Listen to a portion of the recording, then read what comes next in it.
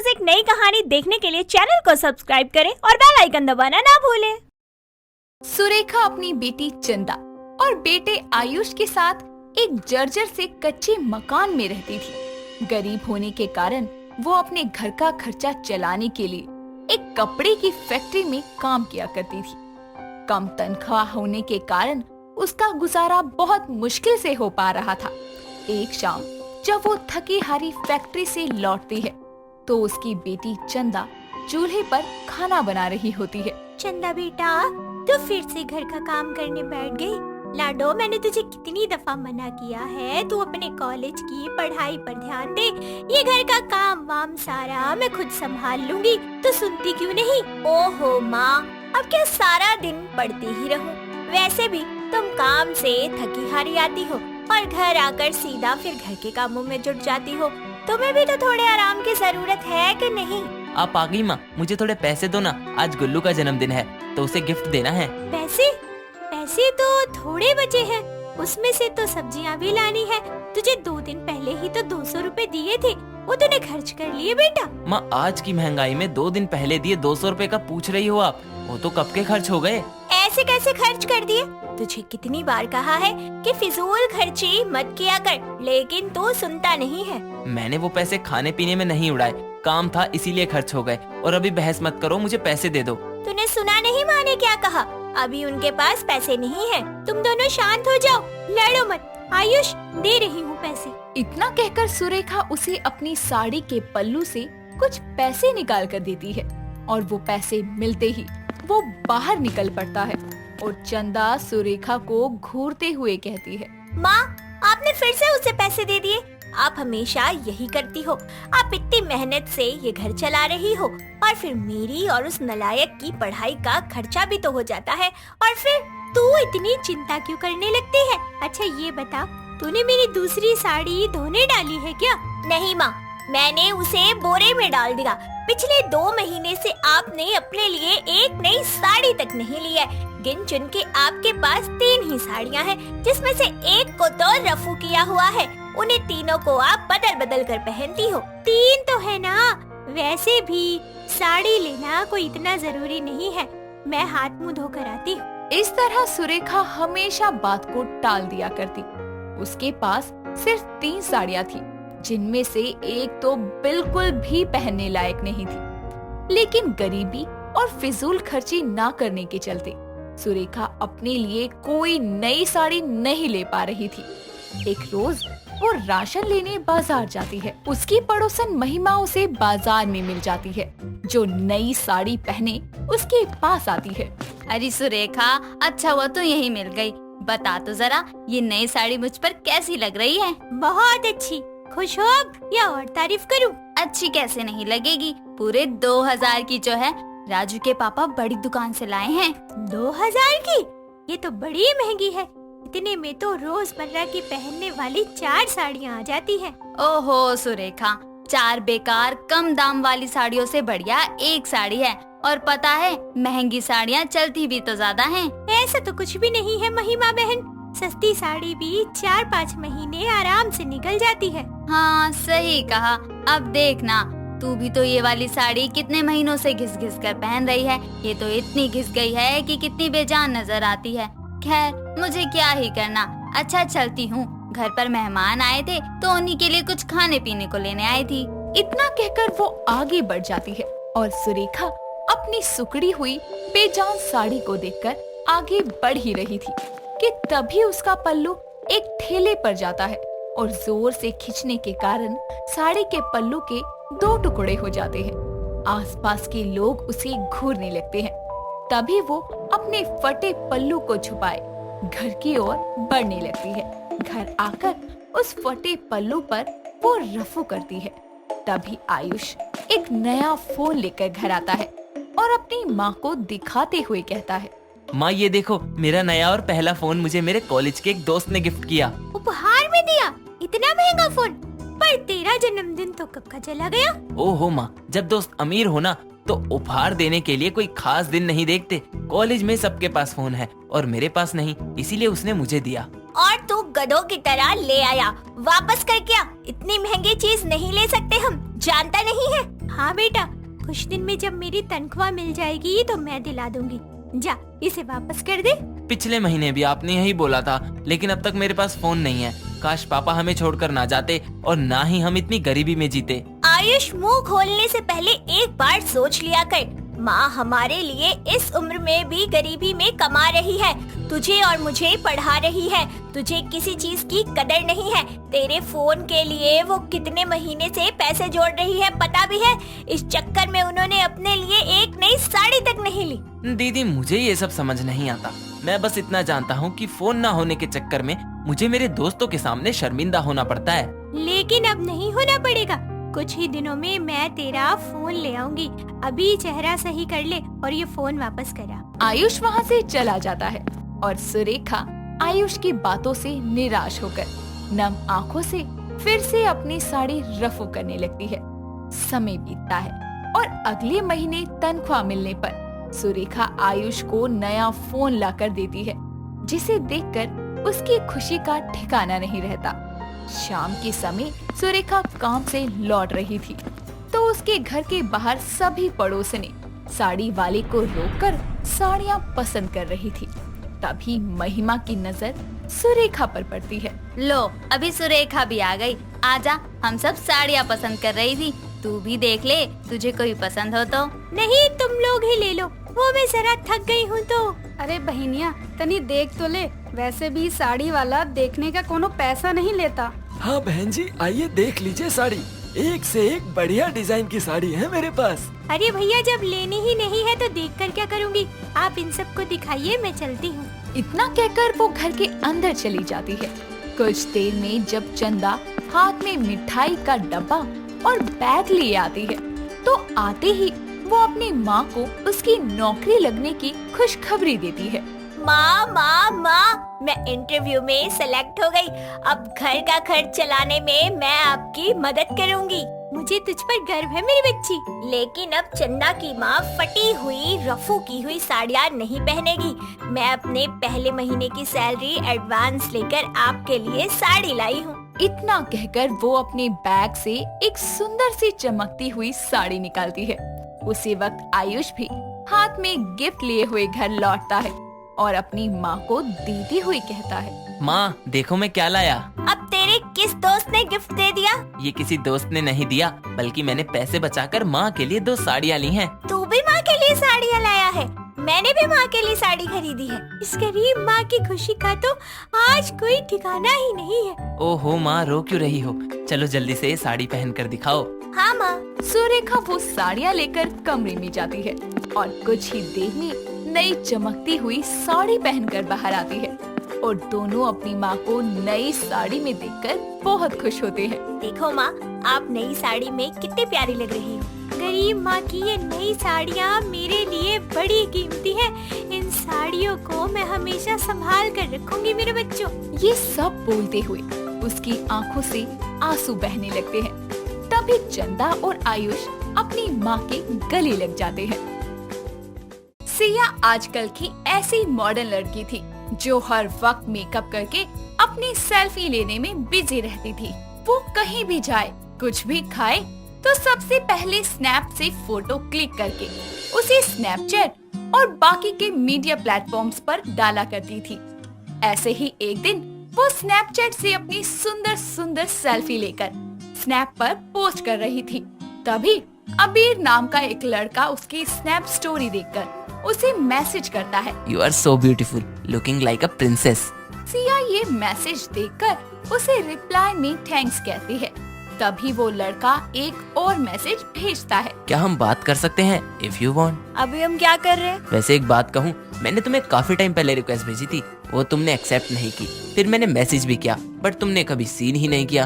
और फिर आज तुम्हारी पिक पे मैसेज किया तो बड़ी जल्दी जवाब दे दिया तुमने। वो तो मैं इतना यूज नहीं करती, लेकिन कोई नोटिफिकेशन मिली मुझे तो पता नहीं चला होगा, क्योंकि मैं स्टोरी ही इतनी डालती हूँ और मुझे मैसेज आते रहते हैं, तो कुछ पता नहीं चला। वो तो तुमने मैसेज कर दिया था तो लक बाय चांस मैंने देख लिया, इसलिए बोल रही हूँ। वैसे जो स्नैप पर सिया नाम है वो रियल है ना? हाँ, मेरा नाम सिया ही है। और तुम्हारा अबीर? हाँ, मेरा नाम अबीर है। ओ, वैसे पिक में तो तुम बहुत सुंदर लग रहे हो। वो डोगी वाली रियल पिक लगाओ ना, मैं तुम्हारा फेस अच्छे से देख पाऊंगी। मुझे देखना चाहती हो?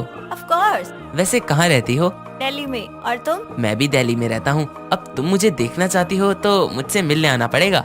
मैं मरी थोड़ी ना जा रही हूँ तुम्हें देखने के लिए। पर मैं तो मर रहा हूँ ना तुम्हें देखने के लिए। मुझे तुमसे बात करनी है, प्लीज मिल लो। हाँ तो सीधा सीधा कह देते कि तुम मुझसे मिलना चाहते हो। हाँ सिया, आई वांना मीट यू। ओके, कल सेक्टर 22 द्वारका आ जाना, ठीक है? ये लो मेरा नंबर, मैंने सेंड कर दिया है। तुम पहुँच जाओ तो मुझे कॉल कर देना। बड़ी तेज हो तुम, इतनी जल्दी है मिलने की कि कहीं मैं भटक ना जाऊँ, इसीलिए नंबर दे दिया। तुम बहुत ज्यादा नहीं सोचते, थोड़ा कम सोचा करो। Okay bye, see you tomorrow. Bye. Siya उससे स्नैपचैट पर बात करके फिर से अपनी स्नैप के फिल्टर से अपनी पिक्स को क्लिक करती है, जिसके बाद वो डिनर करने जाती है तो देखती है कि उसकी माँ हेमा ने गाजर का हलवा बनाया है। तभी वो अपनी स्नैपचैट निकालकर फिर से पिक लेती है और फिल्टर लगाकर पोस्ट कर देती है। ये सब देखकर उसकी माँ बोलती है, तू फिर से अपना जानवर वाला कैमरा निकालकर फोटो खींच रही है। अरे मम्मा, मैं तो आपका गाजर का हलवा अपनी स्टोरीज पे अपलोड करके ना अपने दोस्तों को दिखाना चाहती हूँ, ताकि वो भी जेलस फील करे। अब तू मेरे गाजर के हलवे को भी जानवर बनाकर दिखाएगी क्या सभी को? अरे माँ, आप चिंता मत करो, आपके गाजर के हलवे के साथ ना ऐसा हुआ है ना कभी होगा, क्योंकि स्नैपचैट पर वो डॉग और कैट वाले फिल्टर बस फेस पर ही आते हैं। अच्छा, तेरा क्या भरोसा, और तेरे स्नैप कब किसके साथ क्या कर दे।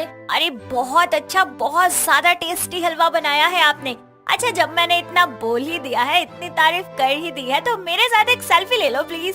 नहीं, मुझे नहीं लेनी, पता नहीं इस बार क्या बनाएगी। प्लीज प्लीज माँ, एक सेल्फी ले लो, एक। सिया ये बोलकर अपनी माँ के साथ जबरदस्ती वो पिक ले लेती है और अपनी माँ को दिखाकर बोलती है, माँ देखो कितनी मस्त फोटो आई है आपकी, कितनी यंग लग रही हो। अरे हाँ, इसमें तो मैं बहुत अच्छी लग रही हूँ। वाह, क्या लिपस्टिक लगाई है मैंने। माँ, आपने नहीं लगाई, वो स्नैपचैट के लिपस्टिक और फिल्टर का कमाल है। अच्छा, तेरा मतलब क्या है, तेरी माँ बूढ़ी हो गई है? नहीं, तेरी माँ अभी भी जवान है। देख, बाल काले हैं मेरे, तेरा स्नैपचैट मेरे काले बाल कर सकता है? नहीं ना, ये तो सिर्फ लिपस्टिक लगा सकता है या चूहा बिल्ली बना सकता है। हाँ, ये बात तो सही कही। हाँ, तो अपनी माँ से अब ज्यादा तेज मत चलियो, चुपचाप ये हलवा खा और सोने जा, 10 बज रहे हैं। ठीक है माँ। सिया हलवा खाकर अपने कमरे में जाकर फिर से स्नैपचैट चलाकर अबीर से बातें करने लगती है और सो जाती है। अगले दिन वो उससे मिलने जाती है। जैसे ही वो द्वारका पहुंचती है, उसे एक अननोन नंबर से कॉल आता है। हेलो, कौन? हम बोल रहे हैं अबीर। कहाँ हैं आप? मैं आपका वेट कर रहा हूँ। जहाँ आपने बोला था उसी पार्क में हूँ। अच्छा, मैं उसी पार्क में हूँ। आते जाओ आते जाओ, एक पेड़ है, पेड़ के आगे बेंच है, सीधे सीधे आते जाओ। कहाँ है? मुझे तो दिखाई नहीं दे रहे। दोनों कॉल पर बात करते हुए उल्टे पाँव चलते हैं और इसी तरह दोनों की टक्कर हो जाती है, जिसके बाद सिया गिरने ही वाली होती है और अबीर उसे संभाल कर कहता है, सॉरी, आप ठीक तो है ना? इट्स ओके, मैं ठीक हूँ। एक्चुअली मैं किसी को ढूंढ रही थी। मैं भी किसी को ढूंढ रहा था। एक मिनट, कहीं तुम सिया तो नहीं हो? मैं ही सिया हूँ और तुम अबीर, राइट? हाँ, मैं अबीर हूँ। हम ऐसे मिलेंगे सोचा नहीं था। बाय द वे, तुम बहुत प्रिटी हो, थोड़ी स्नैपचैट वाली पिक से हल्की सी कम। थोड़ा डिफरेंस तो आएगा ना, वो फिल्टर होते हैं, ये रियल ब्यूटी है। हाँ वो तो है। यही बात करोगी या कहीं चलोगी भी? हाँ चलूंगी, जहाँ तुम बोलोगे वहाँ चलूंगी, बस खर्चा तुम उठाओ। उठा लूंगा, इसमें कौन सी बड़ी बात है। तुम्हें मिलने के लिए इसीलिए थोड़ी बुलाया है कि तुमसे खर्चा उठवाऊं। मैं वैसे भी लड़कियों से खर्चा नहीं करवाता, इससे मेरी शान नहीं घट जाएगी। ओहो, तुम्हारी शान। चले अब कहाँ? तुम्हारी शान बढ़ाने। चलो, शौक से। दोनों एक कैफे में जाकर ऑर्डर देते हैं। तभी सिया फिर से खाने पीने की चीजों के साथ स्नैप वीडियो बनाती है और अबीर के साथ भी डॉग फिल्टर तो कभी डेविल फिल्टर और अलग अलग फिल्टर्स के साथ स्नैप्स लेती है और दोनों साथ में उसे देखकर हंसते हुए कहते हैं, कैसे लग रहे हो तुम इसमें? और अपनी पिक देखो, ये मूंछ वाली, इट्स सो फनी। और तुम्हारी टकले वाली फिल्टर की, ओह माय गॉड, मेरा तो हंसते हंसते पेट दर्द हो गया। हाँ, स्नैप के फिल्टर ना हमारी अलग अलग शक्ल बनाकर हमें ही हंसने पर मजबूर कर देते हैं। हाँ बिल्कुल, खाओ ना, ठंडा हो रहा है। तुम भी सिया। ऐसे ही दोनों एक दूसरे के साथ बहुत बातें करते हैं। वक्त के साथ दोनों मिलने जुलने लगते हैं और दोनों एक दूसरे से प्यार करने लगते हैं। और फिर क्या था, वो शादी भी कर लेते हैं। उन्होंने घर वालों को ये नहीं बताया था कि उनकी मुलाकात स्नैपचैट से हुई। ऐसे ही शादी की पहली रात को सिया अपने दुल्हे राजा अबीर के साथ सेल्फी क्लिक करती है और उसके बाद उसे दिखाते हुए बोलती है, अबीर देखो ना, तुम कितने फनी लग रहे हो। तुम्हारा हेयर स्टाइल कितना बेकार कर दिया इसने। आज के दिन भी स्नैपचैट नहीं छूट रहा तुमसे। कितना बेकार लग रहा हूँ। आज मुझे दूल्हा ही रहने दो। अपनी देखी है, अब मैं अपने फोन से तुम्हारी अजीबोगरीब सेल्फी लूंगा। नहीं नहीं नहीं नहीं। अबीर अपने फोन से स्नैपचैट के अलग अलग फिल्टर से सिया की पिक लेता है। वो अपने फेस को हाइड करने की बहुत कोशिश करती है, लेकिन उसकी गंदी गंदी फिल्टर से पिक खिंच जाती है और अबीर उसे देखकर बोलता है, अरे ये कौन है? अरे ये दुल्हन के जोड़े में तुम कटप्पा जैसी क्यों लग रही हो? और ये बंदर बैठा है तुम्हारे कंधे पर। और इस वाली से तो मुझे बहुत डर लग रहा है, इतनी डरावनी शक्ल है। OMG। कोई बात नहीं, कर लो। मैंने भी तुम्हारी वो गंजे वाली और वो लिपस्टिक वाली दोनों पिक सेव करके रखी है। अगर कहीं भी तुमने मेरी पिक्चर पोस्ट की तो मैं भी तुम्हें वायरल कर दूंगी। अच्छा ठीक है, नहीं करूँगा तुम्हारी पिक के साथ कुछ। ऐसे ही अगले दिन उठकर सिया अपनी सास के साथ भी स्नैपचैट पर अलग अलग फिल्टर से फोटो लेती है और उसकी सास उसे देखकर डर के बोलती है, अरे बहू, ये तूने मुझे क्या बना दिया? मेरे सींग लगाकर, और ये कुत्ते जैसी शक्ल क्यों बना दी? भला तूने मेरे मुंह पर ये क्यों लगाया? पहले जैसी कर मेरी शक्ल बहू। अरे माँ जी, आपकी शक्ल को कुछ नहीं हुआ है, वो बस फिल्टर है स्नैपचैट का। ये देखिए, आप बिल्कुल पहले जैसी हैं। बल्कि स्नैपचैट पर तो इतने सारे फिल्टर हैं कि आपको न जाने क्या से क्या बना सकते हैं। हैं? सच्ची बहू? और क्या क्या है तेरे स्नैपचैट में? अरे माँ जी, स्नैपचैट नहीं, स्नैपचैट है ये। और हाँ, रुकिए, मैं आपकी और सुंदर सुंदर फोटो क्लिक करके देती हूँ। सिया ये बोलकर अपनी सास के साथ अलग अलग फिल्टर के स्नैप खींचती है और अपनी सास को दिखाती है, जिसके बाद वो भी स्नैपचैट से फोटो लेने की शौकीन बन जाती है और उसमें माहिर हो जाती है। सास बहू दोनों मिलकर दिन भर स्नैपचैट पर पिक्स लिया करते। खुशबू वैसे तो काफी सीधी सादी और खुश मिजाज लड़की थी, मगर अपने रंग और मुंह से बाहर निकले 2 दांतों की वजह से अपना मजाक बनता देखकर वो अक्सर ही उदास हो जाया करती थी और खुदकुशी करने की भी कोशिशें किया करती थी। मगर अपनी छोटी बहन सुजाता के बारे में सोचकर वो खुद को ऐसा करने से रोक लेती थी। देखते ही देखते वो 28 साल की हो जाती है। उसके रिश्तेदारों को खुशबू की शादी की चिंता सता रही थी, मगर कोई भी लड़का उसे देखने आता तो उसका रंग और चेहरा देखकर निराश हो जाता। एक दिन वो इसी वजह से अपने घर में एक कोने में बैठकर रो रही होती है। सुजाता को ये सब देखकर काफी बुरा लगता है और वो खुशबू के आंसू पोंछकर बोलती है, दीदी मुझे पता है आप क्यों रो रही हो, और मैं आपको बता दूं कि रोने से किसी चीज का सलूशन नहीं निकलता। तो क्या करूँ सुजाता, तू ही बताना। इस काले रंग और बाहर निकले दांतों की वजह से पूरी सोसाइटी और कॉलेज में मेरा मजाक बना हुआ है और इसके कारण मेरी शादी भी तो नहीं हो रही। दीदी मैं आपकी जितनी बड़ी और समझदार तो नहीं हूँ, मगर एक बात काफी अच्छे से समझती हूँ कि इस दुनिया में 9 अरब लोग हैं, उनमें से कोई तो ऐसा होगा जो सिर्फ आपके लिए बना होगा। So just wait for him. Sujata, एक तू ही तो है जो मुझे समझ पाती है। दीदी आप बड़ी बहन हो मेरी, इसलिए अब इस उदासी को छोड़कर अपनी पढ़ाई में लग जाओ, एग्जाम आने वाले हैं आपके। सुजाता के मुंह से ऐसा सुनकर खुशबू उत्साहित हो जाती है और अपने एग्जाम्स की तैयारियों में लग जाती है और उसके एग्जाम्स भी काफी अच्छे जाते हैं और एग्जाम्स के रिजल्ट में अपनी रैंकिंग देखकर खुशबू काफी खुश होती है। वो खुशखबरी देने अपनी बहन के पास जाती है और कहती है, सुजाता, मैं तेरे लिए एक बहुत मजेदार खुशखबरी लाई हूँ। क्या बात है दीदी, आज तो आप बड़ी खुश लग रही हो। पहले आप मुझे खुशखबरी दो, फिर मैं आपको एक खुशखबरी सुनाती हूँ। जरूर दूंगी, मगर उससे पहले तू अपनी खुशखबरी सुना। नहीं दीदी, ये गलत बात है, पहले आप सुनाओ। अरे मेरा लॉ का कॉमन एंट्रेंस एग्जाम क्लियर हो गया। ले, मैंने तो अपनी खुशखबरी सुना दी, अब तू भी सुना दे। दीदी मुझे एक काफी कमाल की मैट्रिमोनियल साइट मिली है, वहाँ आपके लिए एक अच्छा लड़का मिल सकता है। तो देरी किस बात की, बना दे फिर मेरा भी प्रोफाइल। ऐसा कहकर सुजाता मैट्रिमोनियल वेबसाइट पर खुशबू की प्रोफाइल बना देती है और कुछ अच्छी अच्छी फिल्टर्स वाली फोटोज भी अपलोड करती है। धीरे धीरे कई लोग उसकी प्रोफाइल को देखते हैं और जब असल में उससे मिलने आते हैं तो निराश होकर लौट जाते हैं। मगर एक दिन सचिन नाम का एक लड़का उसे कॉल करता है और उससे मिलने की ख्वाहिश करता है। खुशबू तैयार हो जाती है। जब सचिन उससे मिलता है तो उसके चेहरे को देखकर उसे थोड़ी निराशा होती है, मगर जब वो खुशबू से बातें करता है तो उसे लगता है कि उसे खुशबू से ही शादी करनी चाहिए। पैसों की तंगी की वजह से दोनों कोर्ट मैरिज कर लेते हैं। शादी के अगले दिन सचिन की माँ लक्ष्मी खुशबू का चेहरा देखकर चौंक जाती है।